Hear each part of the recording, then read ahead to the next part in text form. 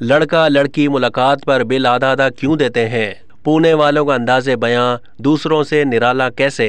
रियासत महाराष्ट्र में वाक़ भारत का 8वां बड़ा शहर पूना ऐसे अफराद की सरजमीन है जिनका अंदाज़े बयां अनोखा निराला है।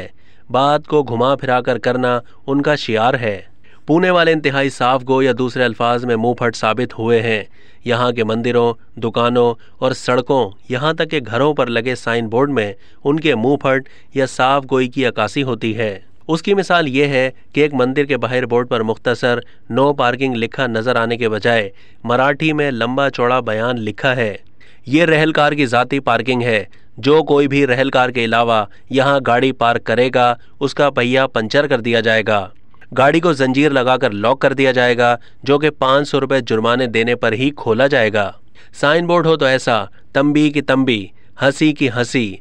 1 घंटे की मसाफत के बाद आने वाले बिरयानी के होटल के बाहर बोर्ड पर लिखा है, हम ऐसी बिरयानी कभी भी फराहम कर सकते हैं जिसको खाकर कोई भी गुस्से में आएगा और ना इंतज़ामिया से बहस करेगा। कुछ लोग तो इतने मुंह फट होते हैं, कुछ भी कहते नहीं हिचकिचाते। कभी कभी उनकी बातें शोखियाँ बिखेर देती हैं।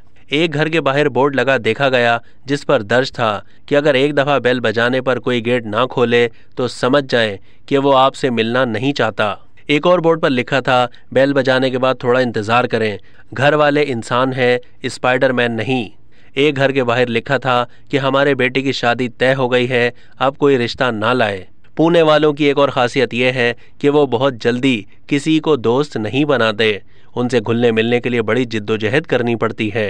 शादी से पहले लड़का लड़की मुलाकात करना चाहें तो खाने का बिल आधा आधा देना पड़ता है, ताकि लड़की ये ना समझे कि लड़का उसको मुतासिर करने के लिए बिल पूरा अदा करेगा।